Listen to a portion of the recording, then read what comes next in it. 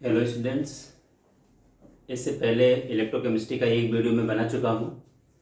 उसमें हमने basic term specially resistance, resistivity, conductance, conductivity, molar conductivity and measurement of conductance of an electrolytic solution, इतना topic मैंने cover कर रखा है।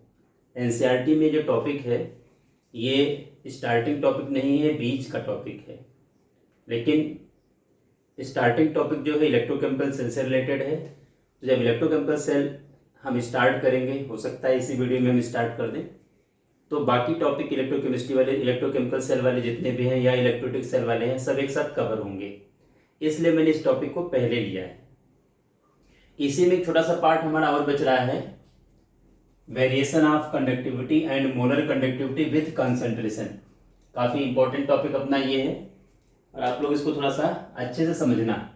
इस पर क्वेश्चंस भी बनते हैं, अच्छे क्वेश्चन बनते हैं, इजी गोइंग हो भी जाते हैं। सबसे पहले ये देखो, कंडक्टिविटी और मोलर कंडक्टिविटी है क्या चीज़, हम लोग इसकी बात करें। और आपको पता है, जैसा कि हम लोग पहले से डिस्कस कर चुके हैं, कि 1 सेंटीमीटर क्यूब का अगर हम कोई एक यहाँ पर एक वॉल्यूम स्पेशली हम क्यूब बना लेते हैं और इसके अंदर कोई भी हमने इलेक्ट्रोलाइट भर रखा है, तो इसके दो अपोजिट फेस के बीच में जो आयंस अवेलेबल हैं और वही आयन जो कंडक्टिंग बिहेवियर दिखा रहे हैं, कंडक्टिंग नेचर शो कर रहे हैं, उसी को हम नाम देते हैं conductivity. Means ion, conducting behaviour of ions present in 1 centimetre cube of a solution. देखो 1 सेंटीमीटर का आपने क्यूब बना रखा है of a solution are known as conductivity. जैसा कि हम लोग पहले से डिस्कस कर चुके हैं, कोई भी 1 सेंटीमीटर लेंथ का वायर लें, having area cross section 1 centimetre square, इसके दोनों अपोजिट फेस के बीच में जो कंडक्टेंस क्रिएट होगा वो कंडक्टिविटी हो जाएगी, क्योंकि आपने यहाँ पर फिक्स कर लिया लेंथ को और एरिया क्रॉस सेक्शन को। अगर 1 सेंटीमीटर लेंथ का वायर है, हैविंग एरिया क्रॉस सेक्शन, तो 1 सेंटीमीटर का पूरा क्यूब क्रिएट हो जाएगा। तो हम 1 सेंटीमीटर के क्यूब की तरफ बात कर सकते हैं। और चूंकि अपने को इलेक्ट्रोलिटिक सोल्यूशन या इलेक्ट्रोलाइट के सोल्यूशन के बेसिस पर बातें करनी है, मेटल के बेसिस पर बातें नहीं करनी है। ज़्यादातर हम लोग अगर फिजिक्स में जाएंगे तो वहाँ पर मेटल के बेसिस पर डिस्कशन होगा और केमिस्ट्री में इलेक्ट्रोलाइट के बेसिस पर या इलेक्ट्रोलाइटिक सोल्यूशन के बेसिस पर डिस्कशन होगा। इसलिए हम लोग बार बार इसकी बात कर रहे हैं कि 1 सेंटीमीटर क्यूब जो हमने यहाँ पर ले रखा है, इसके दो अपोजिट फेस के बीच में या इस पूरे 1 सेंटीमीटर क्यूब वॉल्यूम में जो आयंस अवेलेबल हैं, उस आयन का कंडक्टिंग बिहेवियर जो हमारे सामने है, जितना कंडक्टिंग नेचर वो आयन शो करेंगे वही कंडक्टिंग बिहेवियर हमारा कंडक्टिविटी होगा। इसको हम स्पेसिफिक कंडक्टेंस का भी नाम दे सकते हैं, लेकिन कंडक्टिविटी ज़्यादा बेटर टर्म है, पॉपुलर है, इसलिए हम लोग कंडक्टिविटी की बात बार बार करेंगे।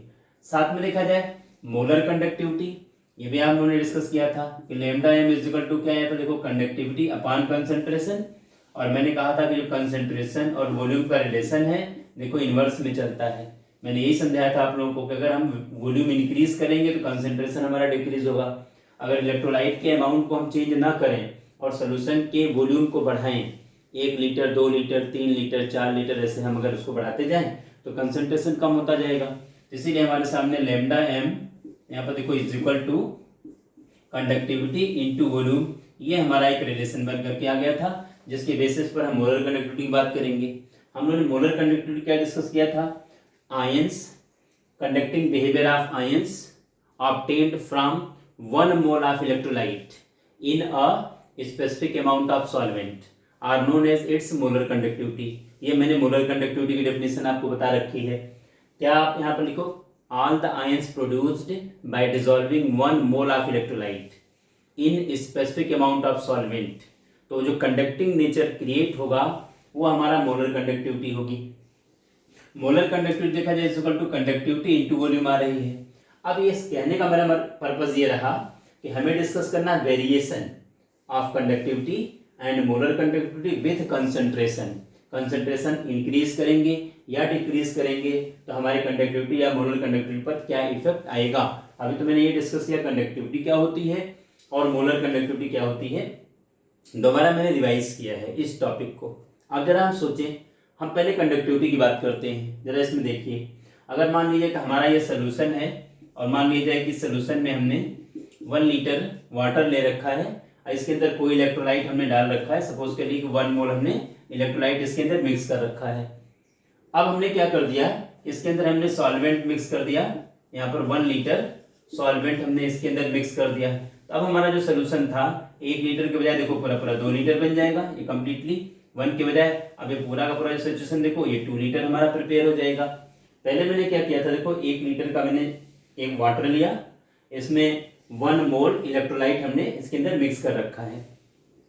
दूसरी बात ये देखा जाए, अब हमने क्या कर दिया, इलेक्ट्रोलाइट तो 1 मोल ही हमारा रहेगा, लेकिन 1 लीटर हमने सॉल्वेंट या 1 लीटर वाटर मान लो हमने फिर और इसके अंदर मिला दिया। अब हमारा पूरा सोल्यूशन जो है ये तो 2 लीटर हो गया। लेकिन हमारे सामने जो इलेक्ट्रोलाइट थे, क्योंकि 1 मोल इलेक्ट्रोलाइट आपने मिलाया था, पहले 1 लीटर में था, डिस्ट्रीब्यूट था, अब वही 1 मोल इलेक्ट्रोलाइट 2 लीटर में डिस्ट्रीब्यूट हो जाएगा। इसका इम्पैक्ट क्या होगा, number of ions per centimetre cube कह सकते हो डिक्रीज कर जाएंगे। कैसे, अब तक जो आयंस 1 लीटर के अंदर डिस्ट्रीब्यूट थे, अब ये पूरे पूरे आयन 2 लीटर में डिस्ट्रीब्यूट हो जाएंगे।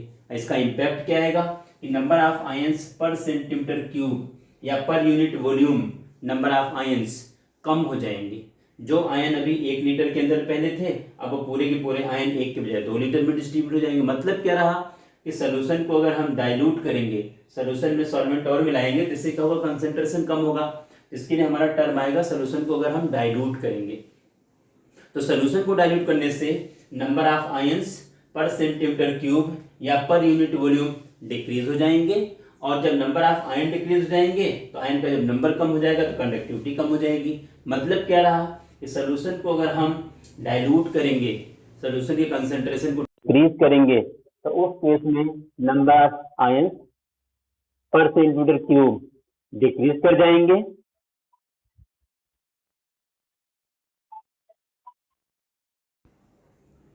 Number of ions per centimetre cube यहाँ पर देखो डिक्रीज कर जाएंगे, और उसका इम्पैक्ट ये आएगा, नंबर ऑफ आयन पर सेंटीमीटर क्यूब डिक्रीज करने का इम्पैक्ट ये आएगा कि उससे हमारे पास जो कंडक्टिविटी, कंडक्टिंग बिहेवियर आएगा आयन का, चूंकि आयन का नंबर कम हो गया इसलिए कंडक्टिंग बिहेवियर डिक्रीज कर जाएगा। तो आपको ये ध्यान में रखने की जरूरत है, मतलब ये समझने की जरूरत है। कहना क्या चाह रहा हूं मैं कि सोल्यूशन को डाइल्यूट करने से कंडक्टिविटी डिक्रीज करेगी। क्यों डिक्रीज करेगी, क्योंकि number of ions per centimetre cube या पर यूनिट वॉल्यूम डिक्रीज करेगा।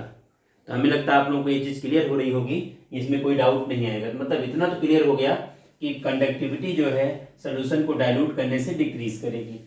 अब हम अपने टॉपिक पर आते हैं, मोलर कंडक्टिविटी पर। देखो मोलर कंडक्टिविटी का कॉन्सेप्ट क्या है, ये बिल्कुल एक सिंपल सा कॉन्सेप्ट है मोलर कंडक्टिविटी का।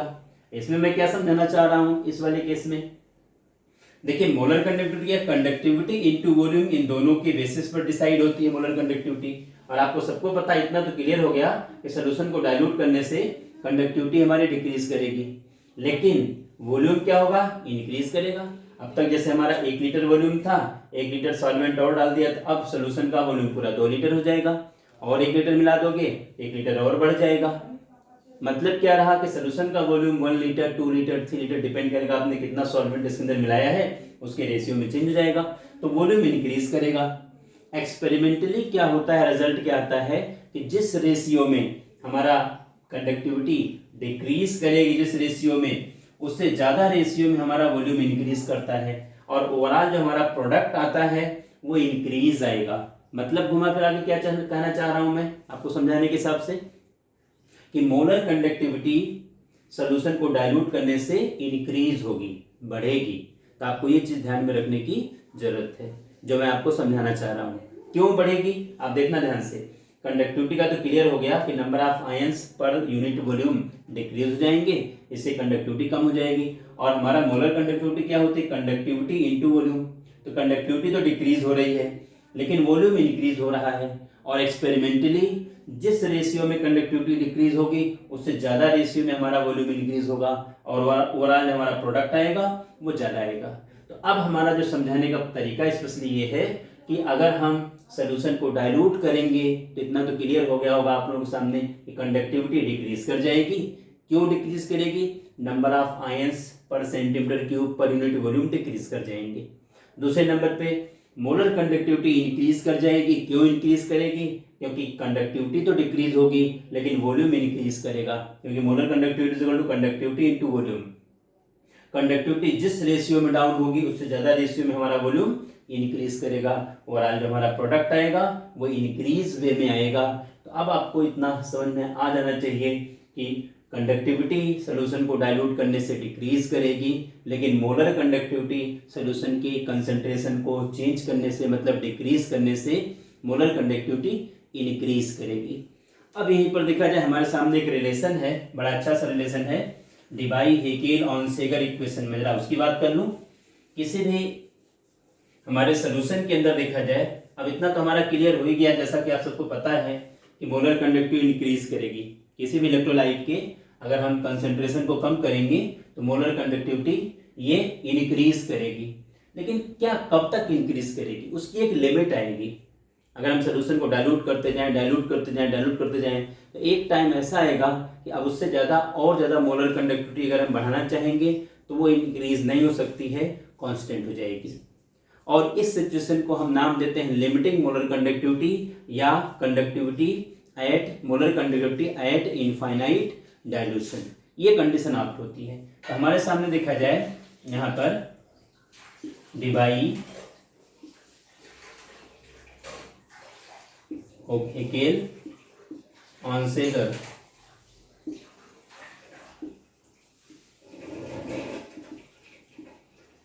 डिबाई हेकेल ऑनसेगर इक्वेशन है lambda m is equal to lambda not m minus a और अंडर रूट सी। ये हमारे सामने एक रिलेशन है, ध्यान रखना। यही हमारा जो रिलेशन है ये Debye Huckel Onsager equation, DEBYE Debye HUCKEL Huckel ONSAGER Onsager Debye Huckel Onsager equation. यहाँ पर जो लेमडा एम है ये तो मोलर कंडक्टिविटी हमारी है, लेमडा नॉट एम है ये लिमिटिंग मोलर कंडक्टिविटी है, means molar conductivity at infinite dilution. ध्यान रखना आप लोग। ये जो है ये आपका कांस्टेंट है और अंडर रूट सी कॉन्सेंट्रेशन है। तो इस बेसिस पर देखा जाए अब किसी भी इलेक्ट्रोलाइट की ये जो वैल्यू है ये तो लिमिटिंग वैल्यू है, ये कांस्टेंट वैल्यू है।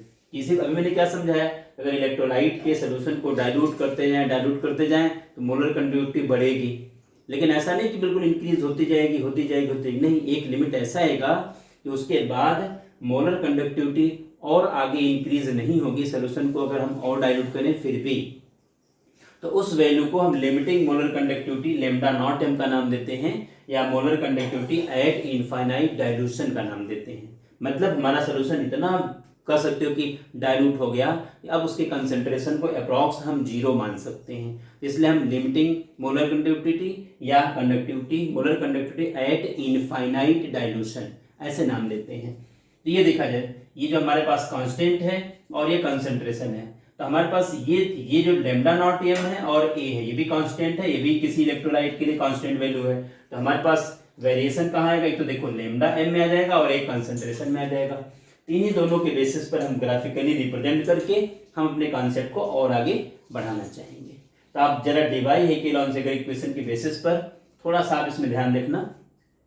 मैं जो समझाना चाह रहा हूँ स्पेशली यहाँ पर देखिए, 2 टाइप के हमारे पास इलेक्ट्रोलाइट्स यहाँ पर बनेंगे। जैसे देखा जाए अगर हम इस वाले केस में देखा जाए यहाँ पर अंडर रूट सी को ले लेते हैं, यहाँ पर 0 है, और यहाँ पर देखा जाए लेमडा एम को ले लेते हैं, ये वैल्यू ले लेते हैं। तो जो एक्सपेरिमेंटली हमारे सामने ग्राफ आता है स्ट्रॉन्ग इलेक्ट्रोलाइट में, देखो ऐसे आता है। जैसे ये देखो KCl के लिए है और ये HCl के लिए है। अगर आप एक्सपेरिमेंटली इनकी कंडक्टिविटी को इसकी कंसंट्रेशन कम करते जाओ तो देखा जाए धीरे धीरे कंसंट्रेशन डिक्रीज करने से लेमडा एम की वैल्यू बढ़ेगी, मतलब मोलर कंडक्टिविटी बढ़ेगी। लेकिन बढ़ते बढ़ते देखो यहाँ तक आ जाएगी, अब कंसंट्रेशन कहाँ पहुँच गया, 0। कंसंट्रेशन आप इससे नीचे तो ला नहीं सकते हो क्योंकि 0 के नीचे और क्या कंसंट्रेशन माइनस में तो जाएगी नहीं। तो इसी वैल्यू को हम नाम देते हैं लेमडा नॉट एम। ध्यान रखना ये सिचुएशन हमारे सामने आएगी। HCl के लिए देखा जाए कंसंट्रेशन को हम डाइल्यूट करें, मतलब वाटर मिलाते जाएं, धीरे धीरे क्या होगा, मोलर कंडक्टिविटी देखा जाए इंक्रीज करेगी, कंसंट्रेशन डिक्रीज करेगा, मोलर कंडक्टिविटी इंक्रीज करेगी। ये कंसंट्रेशन हमारे पास है। यहाँ पर आकर के देखा जाए ये मैक्सिमम वैल्यू मिल गई, कंसंट्रेशन 0 लिमिट पे पहुंच गया। ये देखा जाए हमारे पास लेमडा नॉट एम है, ये लिमिटिंग मोलर कंडक्टिविटी का कंसेप्ट है। ये जो दोनों ये ग्राफ हमारे सामने बना है ये स्ट्रॉन्ग इलेक्ट्रोलाइट के बना है, क्योंकि हमारे सामने KCl और HCl दोनों स्ट्रॉन्ग इलेक्ट्रोलाइट हैं। स्ट्रॉन्ग इलेक्ट्रोलाइट क्या होते हैं आप लोगों को इतना तो क्लियर है, the electrolyte which are maximum dissociated in a particular solvent, या 100% dissociated in a particular solvent. हम ये मान के चलते हैं कि मैक्सिमम डिसोसिएशन या अप्रॉक्स इनका 100% डिसोसिएशन हो जाता है। दूसरी बात और दिख रही होगी कि अगर हम इसी के लिए लिमिटिंग वैल्यू निकालना चाहेंगे तो ये देखा जाए हमारे पास ये लैम्डा एम की वैल्यू है, मतलब मोलर कंडक्टिविटी है, और अगर हम कंसंट्रेशन को देखा जाए कम करते जाएंगे तो मोलर कंडक्टिविटी बढ़ेगी और यहाँ तक आते आते देखा जाए लिमिट हो जाएगी, मतलब मैक्सिमम वैल्यू आप कर लेगी। इसके आगे या कंसंट्रेशन चेंज नहीं होगा। तो स्ट्रॉन्ग इलेक्ट्रोलाइट केस में मोलर कंडक्टिविटी बहुत ज़्यादा चेंज नहीं होती है, थोड़ा इंक्रीज जरूर करती है, लेकिन एक लिमिट तक थोड़ा सा कंसंट्रेशन अगर आप कम करते जाओ एक टाइम ऐसा आएगा कि उसके आगे फिर मोलर कंडक्टिविटी इंक्रीज नहीं करेगी।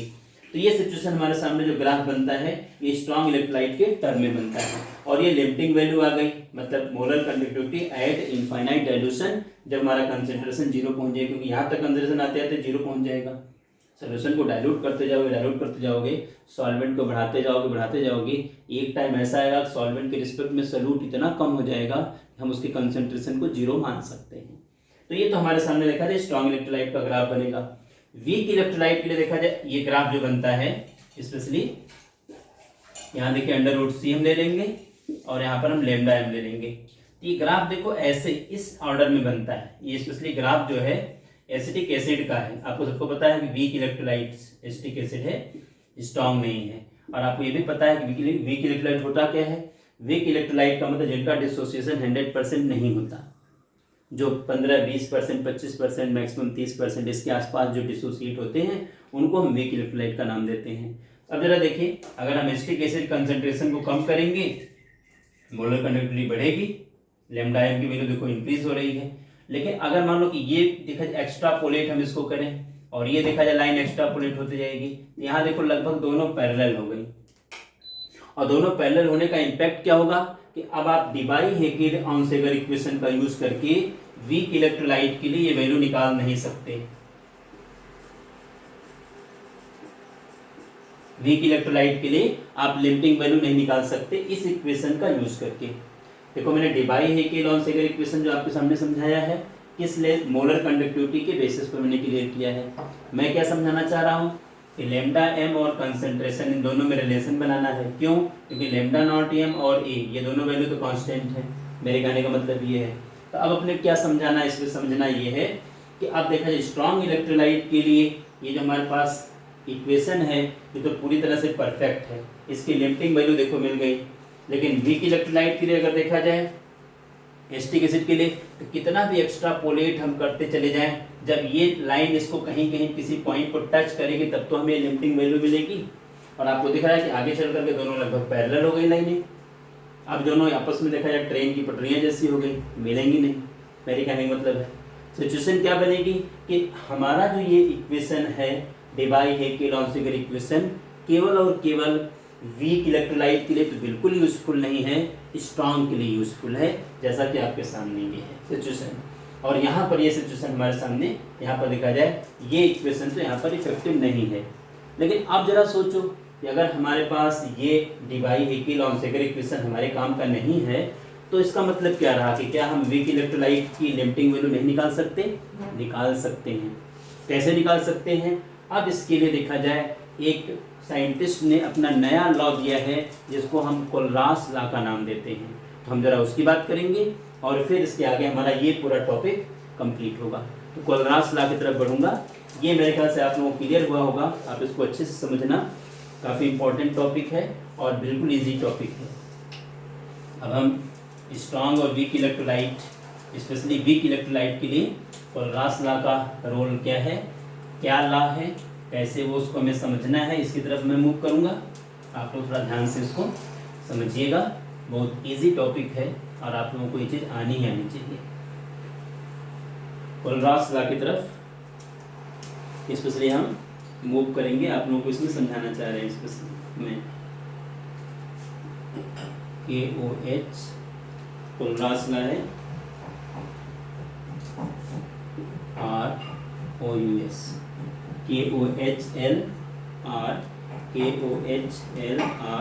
KOHLROUS CH Kohlrausch law. KOHLROUSCH,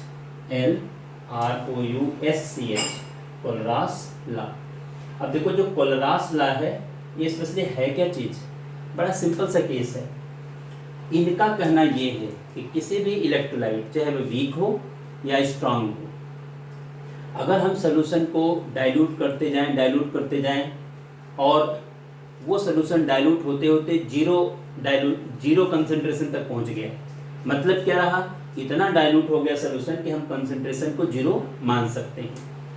तो इस केस में इन्होंने क्या माना कि जो आयंस प्रोड्यूस होंगे स्ट्रांग हो या वीक हो, उनका जो माइग्रेशन होगा वह इंडिपेंडेंट होगा, इसलिए हम इसको इंडिपेंडेंट माइग्रेशन ऑफ आयंस का भी नाम देते हैं। कोलरास लॉ का एक और नाम है, यहाँ पर देखा जाए,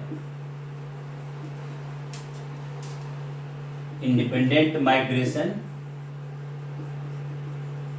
ऑफ आयंस, ये भी इसका एक नाम है। देखा जाए, आप लोग ध्यान इसका रखना, अगर कभी इंडिपेंडेंट माइग्रेशन ऑफ आयंस के बारे में क्वेश्चन किया जाए या कोलरास लॉ के बारे में क्वेश्चन किया जाए, मतलब सेम है दोनों का।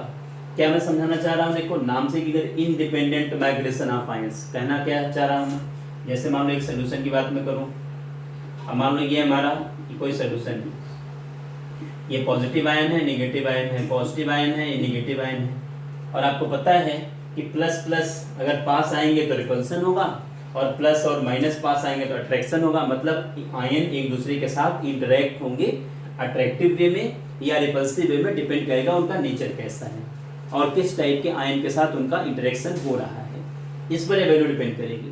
लेकिन अगर मान लीजिए कि हमारा सोल्यूशन डाइल्यूट हो जाए, सपोज करो यहाँ पर पॉजिटिव आयन है, यहाँ पर नेगेटिव आयन है, इतना ज़्यादा गैप क्रिएट हो जाएगा कि अब क्या होगा, पॉजिटिव नेगेटिव को अफेक्ट नहीं करेगा और नेगेटिव पॉजिटिव को अफेक्ट नहीं करेगा, और दोनों का जो माइग्रेशन होगा, मतलब दोनों का जो मोलर कंडक्टेंस आएगा या कंडक्टिविटी नेचर आएगा, वो इंडिपेंडेंट होगा।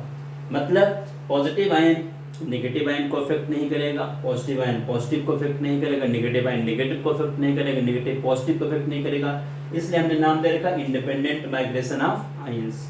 लेकिन ये कंडीशन तब क्रिएट होगी जब हमारा इलेक्ट्रोलाइट या हमारा जो सोल्यूशन है इलेक्ट्रोलाइट का, वो इतना डाइल्यूट कर दिया जाए कि आयन के बीच में डिस्टेंस बहुत ज़्यादा क्रिएट हो जाए, और ये कंडीशन कब आएगी, जीरो कंसंट्रेशन पर आएगी या इनफाइनाइट डाइल्यूशन पर आ जाएगी।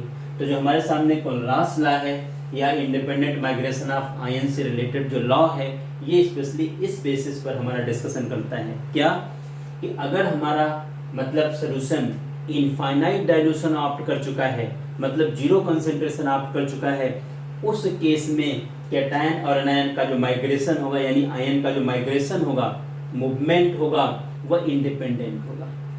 कैटायन एनायन से इफेक्ट नहीं होगा, एनायन कैटायन से इफेक्ट नहीं होगा, कैटायन कैटायन से इफेक्ट नहीं होगा, एनायन एनायन से इफेक्ट नहीं होगा। ऐसा क्यों हो रहा है, आपके सामने देखो दो एग्जांपल्स के साथ मैंने समझाया है। अगर एक ही इलेक्ट्रोलाइट लिए जाए, ऐसे चाहे स्ट्रांग हो चाहे वीक हो, कैटायन एनायन क्लोज रहेंगे तो इंटरेक्शन होगा अट्रैक्टिव वे में या रिपल्सिव वे में। लेकिन अगर सोल्यूशन इतना डाइल्यूट हो गया कि कंसंट्रेशन अप्रॉक्स जीरो पहुंच गई या इनफाइनाइट डाइल्यूशन तक हमारा लेवल पहुंच गया, तो अब आयन का माइग्रेशन इंडिपेंडेंट हो जाएगा। तो जो मोलर कंडक्टिविटी हमें मिलेगी या हमें मोलर कंडक्टिविटी की बात जो करनी पड़ेगी इनफाइनाइट डाइल्यूशन पर, वो कैटायन और एनायन के कंडक्टिंग बिहेवियर के सम के बेसिस पर हमें वैल्यू मिलेगी। जैसे मान लिया जाए अगर हम मान लो लेमडा नॉट एम, अगर हम NaCl का लेना चाहते हैं, ये देखो ये lambda not M, lambda M तो मोलर कंडक्टिविटी है, और लेमडा नॉट एम क्या है, ये लिमिटिंग मोलर कंडक्टिविटी या molar conductivity at infinite dilution, उस पर है देखा जाए। अब यहाँ पर हम देख लेंगे, देखो lambda not M Na plus lambda not M Cl minus, ये हमारे सामने एग्जाम्पल बन जाएगा। ये कैटायन और एनायन का जो कंडक्टिंग वेव है इनको प्लस कर दो तो NaCl की लिमिटिंग वैल्यू मिल जाएगी।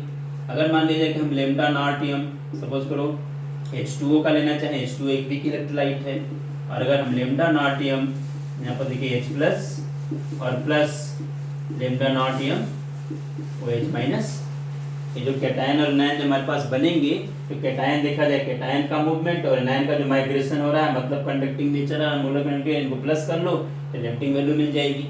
अगर हमें लेमडा नॉट एम मान लो MgCl2 का लेना मैग्नीशियम क्लोराइड का, तो आपको देखने से लग रहा है कि lambda not M magnesium ion ये बनेगा क्योंकि एक ही मैग्नीशियम आयन आएगा, और प्लस यहाँ पर ध्यान रखना प्लस, क्योंकि Cl हमारे पास 2 आयन आ जाएंगे तो इसलिए 2 ले लेंगे यहाँ पर lambda not M Cl minus.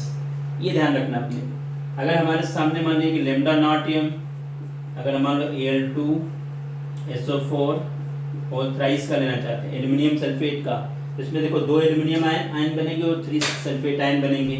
यहाँ पर हमारे पास 2 इंटू लेमडा नॉट एम क्या बनेगा Al3 प्लस का, और plus 3 into lambda not M ये किसका बनेगा SO4 माइनस माइनस का देखो बन जाएगा। तो अब इस बेसिस पर मैं समझाना क्या चाह रहा हूँ कि जो कोलरास लॉ है या इंडिपेंडेंट माइग्रेशन ऑफ आयंस का लॉ है, इस बेसिस पर हम इसका यूज स्पेशली कहाँ करते हैं जहाँ पर हमें किसी भी वीक इलेक्ट्रोलाइट का लिमिटिंग वैल्यू या इनफाइनाइट डाइल्यूशन पर मोलर कंडक्टिविटी निकालनी होती है with the help of strong electrolyte, strong electrolyte के हेल्प से। क्यों? क्योंकि आयन का जो माइग्रेशन होता है वह इंडिपेंडेंट होता है। कैटायन एनायन एक दूसरे के साथ कोई कह सकते हो कि एक दूसरे को अफेक्ट बिल्कुल नहीं करेंगे, ना तो अट्रैक्टिव वे में ना इंटरेक्टिव में, लेकिन कंडीशन एक इनफाइनाइट डाइल्यूशन, इतना सोल्यूशन डाइल्यूट हो कि कंसंट्रेशन अप्रॉक्स 0 पहुंच जाए। उस बेसिस पर ये ला हमारे काम का है और उस बेसिस पर अपने को मैं समझाना चाह रहा हूँ। अब जरा इसका अगला केस लेके चलते हैं।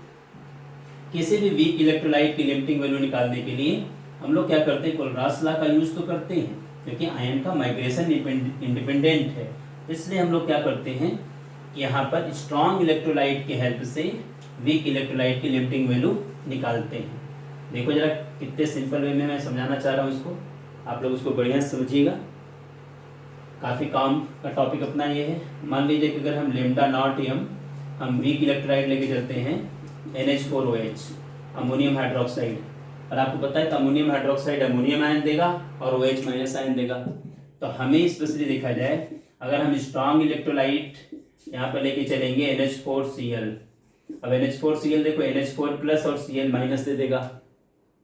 तो अगर हम लेमडा नॉट एम NH4OH का निकालना चाहते हैं NH4 प्लस और OH माइनस, तो हमें अमोनियम आयन और OH माइनस आयन की नीड है। अगर इन दोनों का यानी लिमिटिंग वैल्यू मिल जाए, इनफाइनाइट डाइल्यूशन पर मोलर कंडक्टिविटी मिल जाए, उनको प्लस कर देंगे तो हमें अमोनियम हाइड्रोक्साइड की वैल्यू मिल जाएगी। तो अब हम क्या करेंगे, स्ट्रॉन्ग इलेक्ट्रोलाइट के हेल्प से वीक इलेक्ट्रोलाइट की मोलर कंडक्टिविटी इनफाइनाइट लेवल पर निकालेंगे। कैसे? अब यहाँ पर देखा जाए अमोनियम क्लोराइड से तो अमोनियम आयन हमें मिल गया। अब OH माइनस हमें कौन सा स्ट्रॉन्ग इलेक्ट्रोलाइट देगा, NaOH दे देगा। तो लेमडा नॉट एम यहाँ पर देखिए हम NaOH को ले लेते हैं, लेमडा नॉट एम NaOH को ले लेते हैं। अब इससे हमें क्या मिला, OH माइनस मिल गया। तो अमोनियम आयन और OH माइनस आयन, देखिए अमोनियम आयन और OH माइनस आयन दोनों अपने को मिल गए। लेकिन अब इसी केस में देखा जाए एक तो Cl और एक यहाँ पर Na एक्स्ट्रा है, इसका मतलब क्या, माइनस लेमडा नॉट एम यहाँ पर क्या करेंगे NaCl, NaCl भी हमारा स्ट्रॉन्ग इलेक्ट्रोलाइट है। तो इस बेसिस पर देखा जाए वीक इलेक्ट्रोलाइट की लिमिटिंग वैल्यू निकालने के लिए कोलरास लॉ का यूज करके स्ट्रॉन्ग इलेक्ट्रोलाइट के हेल्प से, मतलब इनडायरेक्ट वे में हम वीक इलेक्ट्रोलाइट की लिमिटिंग वैल्यू निकाल देंगे। हमें उस वीक इलेक्ट्रोलाइट के लिए कौन सा पॉजिटिव नेगेटिव आयन किस स्ट्रॉन्ग इलेक्ट्रोलाइट से मिलेगा, और साथ में देखो यहाँ पर Cl extra Na extra NaCl minus कर दिया। अब इसमें इंडिपेंडेंट जो माइग्रेशन है देखा जाए, अगर इनफाइनाइट डाइल्यूशन पर इलेक्ट्रोलाइट चाहे स्ट्रॉन्ग हो या वीक हो, माइग्रेशन इंडिपेंडेंट होगा। उसी कॉन्सेप्ट को हमने यूज किया है।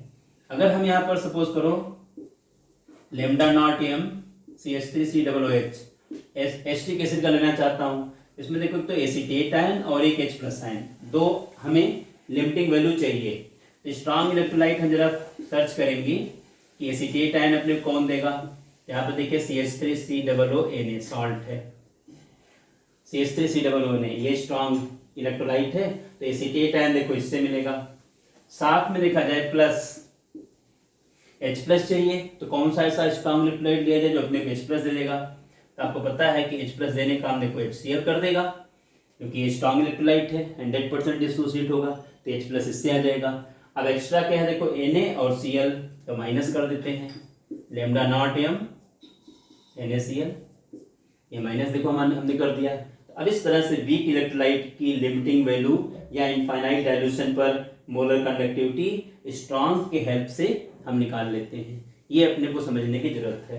अगर यहीं पर देखा जाए हम लेमडा नॉट एम सपोज करो वाटर का लेना चाहें, H2O का लेना चाहें, अब ये H2O वीक इलेक्ट्रोलाइट है, इसमें H प्लस और OH माइनस आयन, तो फिर वही same case lambda not M HCl का ले लिया तो H प्लस आयन इससे आ जाएगा, plus lambda not M NaOH ले लिया, तो इस केस में देखा जाए हमें NaOH लेने से क्या होगा कि OH माइनस आ गया, H प्लस और OH माइनस, H प्लस देखा HCl दे रहा है और NaOH OH माइनस दे रहा है, एक्स्ट्रा क्या है यहाँ Cl और यहाँ Na है तो माइनस कर देते हैं, लेमडा नॉट एम NaCl। अगर हमें यहाँ पर लिमिटिंग वैल्यू मान लिया निकालना है H2CO3 का, यहाँ पर कार्बोनिक एसिड एक वीक इलेक्ट्रोलाइट है और इसमें देखो H2CO3 2H प्लस अपने को चाहिए और CO3 माइनस माइनस आयन चाहिए, तो हमारे सामने अगर हम सपोज करो लेमडा नॉट एम यहाँ पर Na2CO3 का ले लेते हैं तो सोडियम आयन और कार्बोनेट आयन, तो कार्बोनेट आयन देखो कार्बोनेट आयन हमें यहाँ से मिल गया, प्लस यहाँ पर देखो लेमडा नॉट एम अगर हम HCl का लेके चले तो HCl अपने को देखा जाए यहाँ पर 2 यानी 2H प्लस अपने को चाहिए और HCl अपने को 1 दे देगा, यहाँ पर क्या करते हैं इसको 2 से मल्टीप्लाई कर दें, तो हमें देखो अब 2 से मल्टीप्लाई करने पर 2H प्लस हमें मिल गया। अब हमारे सामने देखो यहाँ पर 2 सोडियम आयन एक्स्ट्रा है और यहाँ 2 हाइड्रोजन आयन तो 2 Cl माइनस एक्स्ट्रा है, तो -2 लेमडा नॉट एम क्या ले लेंगे NaCl का यूज कर लेंगे। तो अब इस तरह से दिख रहा है आप लोगों को कि स्ट्रॉन्ग इलेक्ट्रोलाइट के हेल्प से वीक इलेक्ट्रोलाइट की लिमिटिंग वैल्यू हम लोग निकालते हैं। तो ये तो आपका कोलरास लॉ है, इंडिपेंडेंट माइग्रेशन ऑफ आयंस का लॉ है और आप लोगों को इसको अच्छे से समझने की जरूरत है। हमें लगता है ये चीज़ आप लोगों को क्लियर हुई होगी, इसमें कोई डाउट नहीं आना चाहिए। इसकी एक एप्लीकेशन और है, एक हम लोग डिग्री ऑफ डिसोसिएशन निकालने का, ये तो देखा जाए लिमिटिंग वैल्यू कैलकुलेट करने के लिए है, स्पेशली वीक इलेक्ट्रोलाइट का, लेकिन किसके हेल्प से, स्ट्रॉन्ग इलेक्ट्रोलाइट के हेल्प से हम लोग लिमिटिंग वैल्यू निकालते हैं। अब इसके आगे थोड़ा सा मैं बात करूंगा आप लोगों को समझाने के लिए। एक वर्ड है अपने पास degree of dissociation, degree of dissociation, ये देखा जाए इसको हम लोग अल्फा से डिनोट करते हैं। अल्फा जो डिग्री ऑफ डिसोसिएशन है ये lambda M upon lambda not M. किसी भी इलेक्ट्रोलाइट के किसी पर्टिकुलर कंसेंट्रेशन पर, यहाँ पर देखा जाए हम सी ले लेते हैं, किसी पर्टिकुलर कंसेंट्रेशन पर उसकी मोलर कंडक्टिविटी क्या है, और वही इलेक्ट्रोलाइट अगर इनफाइनाइट डाइल्यूशन आप कर लेगा तो मोलर कंडक्टिविटी क्या निकल के आएगी। इन दोनों का जो रेशियो है यही रेशियो डिग्री ऑफ डिसोसिएशन है। अगर मान लो किसी इलेक्ट्रोलाइट की किसी कंसेंट्रेशन पर जो मोलर कंडक्टिविटी है इनफाइनाइट डाइल्यूशन पर भी वही सेम वैल्यू आ जाए तो अल्फा की वैल्यू क्या आ जाएगी, 1 आ जाएगी। तो स्ट्रॉन्ग इलेक्ट्रोलाइट के लिए हमेशा जो अल्फा की वैल्यू आती है डिग्री ऑफ डिसोसिएशन 1 आती है, क्योंकि स्ट्रॉन्ग इलेक्ट्रोलाइट 100% डिसोसिएट होते हैं। लेकिन वीक इलेक्ट्रोलाइट की प्रॉब्लम क्या आती है, वीक इलेक्ट्रोलाइट के केस में क्या होता है, चूंकि डिसोसिएशन कम आता है इसलिए लेमडा एम की वैल्यू किसी पर्टिकुलर कंसेंट्रेशन पर कम होगी और इनफाइनाइट डाइल्यूशन पर ज़्यादा आएगी, तो लेस देन 1 हमेशा वैल्यू आएगी वीक इलेक्ट्रोलाइट की। स्ट्रॉन्ग की अगर 1 आ रही मतलब 100% हमारा इलेक्ट्रोलाइट डिसोसिएटेड है, ब्रेक है। यहीं पर देखा जाए डिसोसिएशन कांस्टेंट का भी केस आता है कि ए इज इक्वल टू हम लेते हैं C alpha square 1 minus alpha. इसका यूज करके देखा जाए हम लोग एक कॉन्सेप्ट बना लेते हैं। अगर किसी न्यूमेरिकल में, वैसे अपने एनसीईआरटी में एक न्यूमेरिकल है वो भी अपने इंडेक्स क्वेश्चन में है, ऑलरेडी सॉल्व है, जिसमें इसका यूज है। स्पेशली एक्सरसाइज में कोई क्वेश्चन नहीं इसका है, लेकिन बाई चांस कोई क्वेश्चन आ जाए तो मेरा केवल बताने का पर्पज ये रहता है, सी यहाँ कंसेंट्रेशन है, अल्फा की वैल्यू आप लोग इस तरह से पहले निकाल लिया करो, lambda M upon lambda not M की बेसिस पे अल्फा की वैल्यू निकाल लिया करो, फिर वही अल्फा की वैल्यू यहाँ पुट करके के की वैल्यू निकाल दिया करो। तो अगर इतना सा ध्यान रख लिया जाए तो अपने लिए फिर कोलरास लॉ में कोई दिक्कत नहीं आएगी। अब अपना पूरा ये टॉपिक जो था resistance, conductance, resistivity, conductivity, various measurement of conductance, measurement of molar conductance, variation of conductivity and molar conductivity with concentration, ये पूरा कोलरास लॉ सब चीज़ें हम लोगों ने 1 बाय 1 डिस्कस कर लिए हैं। अब हमारा अगला जो टॉपिक इसके आगे स्टार्ट होगा, अगला जो वीडियो बनेगा वो स्पेशली हम लोग जो डिस्कस करेंगे वो इलेक्ट्रोकेमिकल सेल और उससे रिलेटेड कॉन्सेप्ट को आगे बढ़ाएंगे। आप लोग इसको देखना, अच्छे से समझना और बहुत अच्छे से इसको कंप्लीट करना। Thank you.